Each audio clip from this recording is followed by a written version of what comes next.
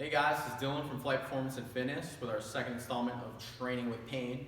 This is Jerry. So we're going to talk about training around shoulder pain today. So first off, if you're bench pressing and we're dealing with some shoulder pain, the first thing we're going to want to do is shift the dumbbells. But I'm going to use dumbbell press as a example today to kind of deal with what we would do if someone's dealing with shoulder pain. This is kind of an exercise that we're dealing on. First thing we're going to do is address his technique. So if he's just, elbows out here, shoulders are kind of coming up to his ears, well, the first thing I'm going to cue is to get lats engaged. We're really just trying to stabilize the scapula, make sure the humerus is staying in the socket the whole time. It's not moving around, as he can lengthen the chest, use his triceps. Other thing I'm making sure is that elbow and wrist are in line. That's going to do a lot of good things as far as the elbow goes. But say we've kind of fixed the technique, everything looks good, it looks like he's stable, but he's still feeling some pain. Next thing I'm going to do is have him do some tempo work. So I'm going to have him do a 3-2 tempo here, 3 second eccentric, 2, 3, 1, 2, drive it up.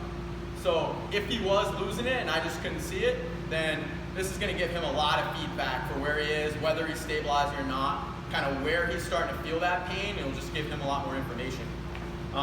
So if we do the tempo work and he's still feeling some pain, next thing we're going to do is just limit the range of motion a little bit. So a good rule with any kind of issues, shoulder, knee, whatever, is if we can decrease that range of motion and just stay within pain-free motion, a lot of times we can build up some strength there and progress back to full range. But first thing we got is this dumbbell floor press here. And this is just basically going to limit that kind of end range where most people are going to struggle the most with their stability. So it's just kind of force them to be in a pretty decent position. Can't really get that anterior dump and lose tension at the bottom. All right, so if we've gone that tempo, we've decreased range of motion, still has some pain. Next thing we're going to do is just do some accessory exercises. They're going to actually start to drill him synchronizing his scapula and his humerus and strengthening some of his stabilizers, some of his cuff muscles. Okay, so the first thing we're going to do is a single arm cable press. Have him reach over the top here. So the main thing we're looking at is having the scapula and humerus move together. So I'm drilling him kind of lead the way with that scapula, get a big reach, everything coming back nice and slow.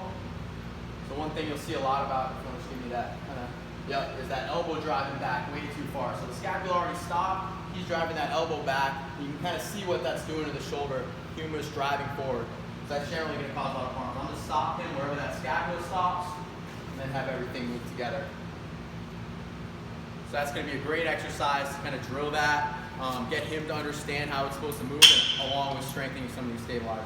Next thing we're going to do is have him flip around and kind of train that posterior side of the shoulder. Any cable row variation is going to be a good place to start. It's just going to be a lot easier to stabilize. But same cues apply. Moving both ways, drilling that reach, everything moving back together, stopping him before he loses any stability in the cuff. All right. So these exercises are going to be great, but a lot of times we are going to have to do some direct cuff work. We're going to get to that in a different video. But push-ups, landmine presses are all going to be good variations where anything that we're getting the scapula moving, full protraction, full retraction, any kind of upward rotation, anytime we can drill that synchronization, we're going to be really helping with dealing with some of this pain and just dealing with the mechanics of the shoulder. That's all we got today for Training with Pain. Come check us out for the next one.